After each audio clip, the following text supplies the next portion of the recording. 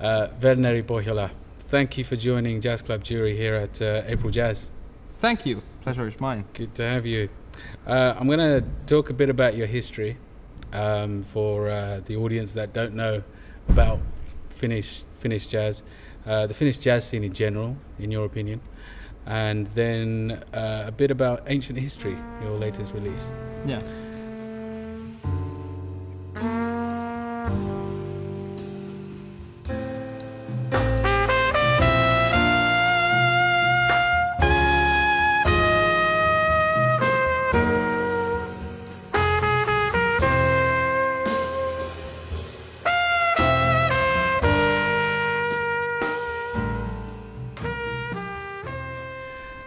You come from a family of musicians, right? Yes. Your father was a musician. How much of that influenced your kind of growing up? Was it always jazz being played?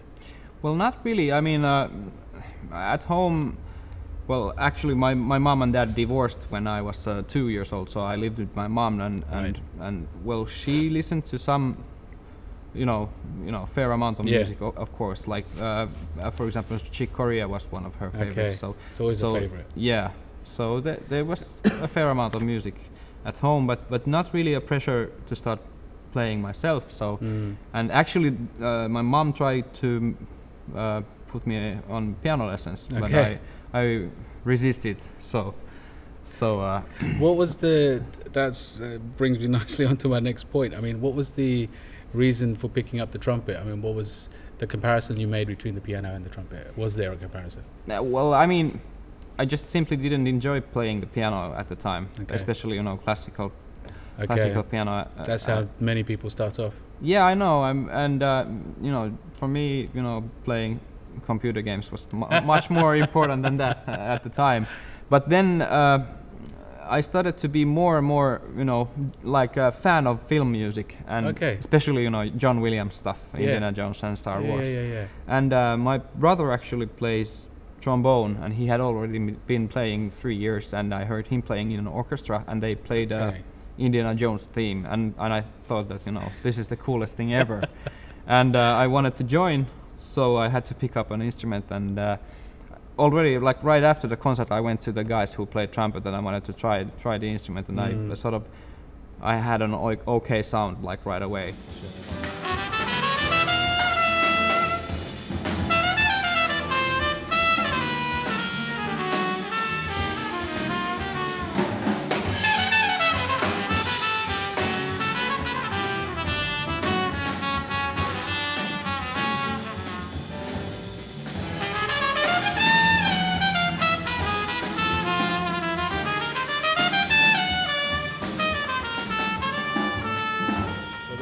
Were there any other trumpet players that you used as a role model?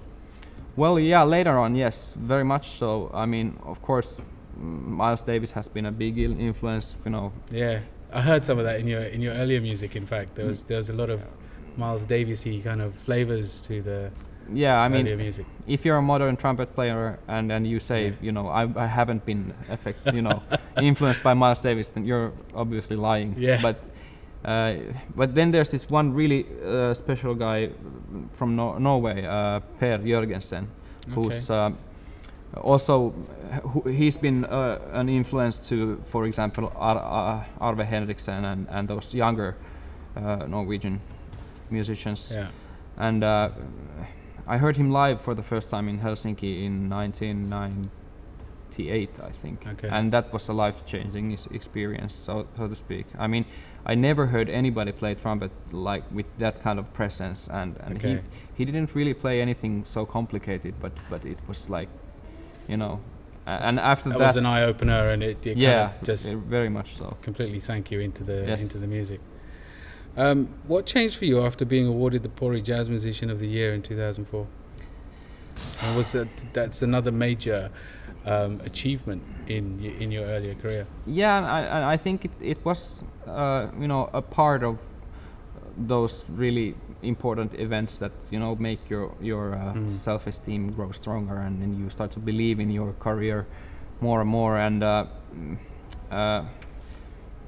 and especially because that was, you know, I was at the time I was mainly working with a quartet called Ilmileki Quartet, and Yes. and the prizes we had won had been like collective prizes, and this was the first of, you know, just for me. It was an individual award. Yeah. So I guess that was the most, you know, that was the main difference between the earlier ones and Big confidence boost. yeah, and it's sort of because before that I had been sort of always like thinking, you know, I would be nothing without these guys, which is also like partially true, because the band was amazing, and the music we did together was, you know, just so amazing for all of us, you know, to get to do that music at the time. And we, of course, we didn't realize that then, but it's sort of, I think that was the start of all of our careers, really. But then afterwards, you know, when all the other guys started being busy with other things, I had to start to think about, you know, maybe releasing my own, you know, solo album, my first album. And as a band leader. Yes, and more also like purely my compositions. And I really wanted to sort of make something special out of it, and I worked like 2 years on the music maybe to make it your own. And make it like as you know, versatile as possible, and as opposed to the, you know, we had a like really a quartet setting always before that, and then I wanted to make an album that I wouldn't be tied to certain musicians. So I wanted to make an album with a lot of variation in the. Is this the Aurora album? Yeah.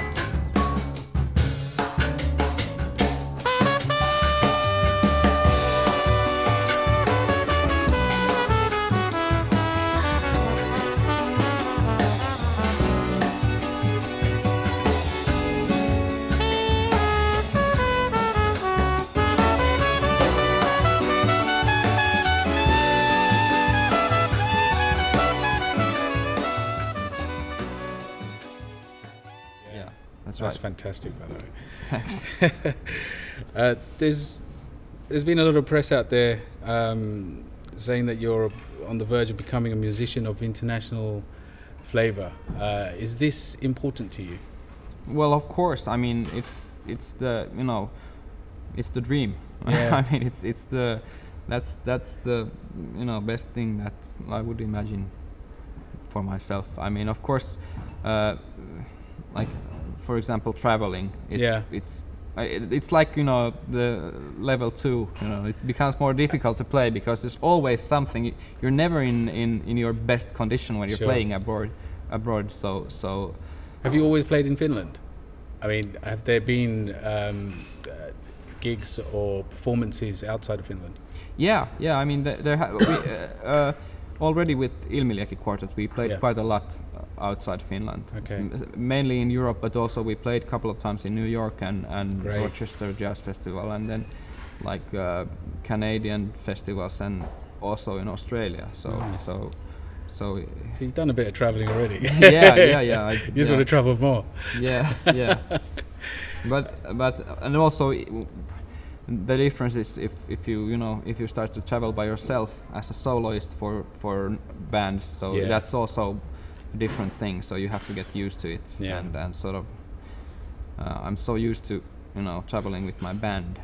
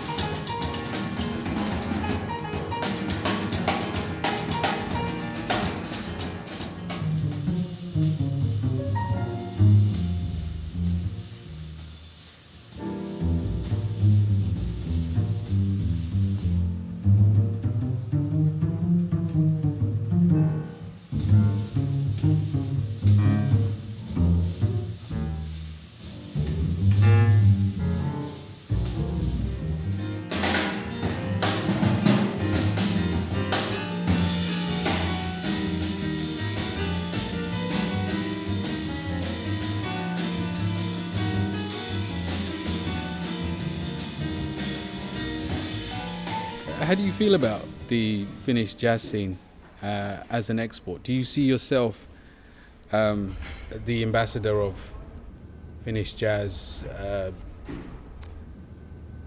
at the moment? I mean, I would be proud to be one. I mean, I'm very proud to, you know, when I say that I'm from Finland. I'm a jazz musician from Finland, and it makes me very proud. And I love the Finnish jazz scene. It's very there's lots of contrast in the scene. There's and it's very active. Even though the scene is not so big, you know, the amount of players is in numbers. It's not so many, but the level is very high. Let's talk about that a bit more. Do you think that there's a generational change occurring in the Finnish jazz scene? There's a lot of young players out there. Yeah. And there's a lot of older players who have been playing jazz for a very, very long time, but you know, breaking through that barrier of taking the next stage.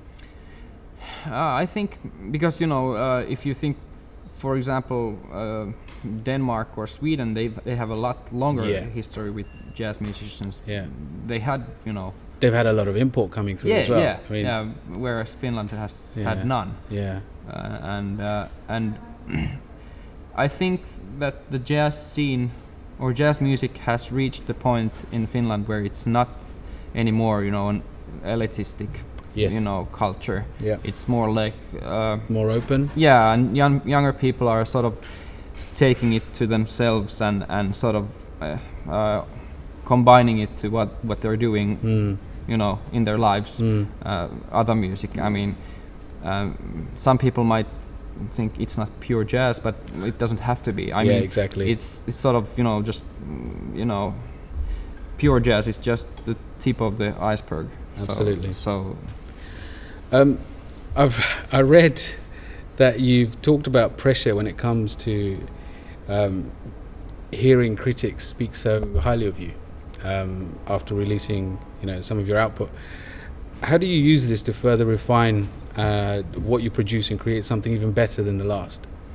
Well, I really try hard not to think about it. I mean, it's really hard not to think about it. But if you sort of reach the point when you you know, just think about the music and you know, if you're able to enjoy what you're doing, I mean, you even now it's hard to realize it's not maybe. I mean, you shouldn't think about, you know, what's better than what you've already done. Yeah, or what's better if you're better than somebody else or what you've previously done. You should always try to think about, you know, just what you're doing and trying to enjoy it. That's the only way to make the best out of that situation. So and of course it's like natural. The more you've been playing, the more you hear. Sure. The more the more details you hear, and the more, of course, the more critical you are against yourself. But Verneri, thank you. Thank you. Thank you for joining us. It was great talking to you. Thank you.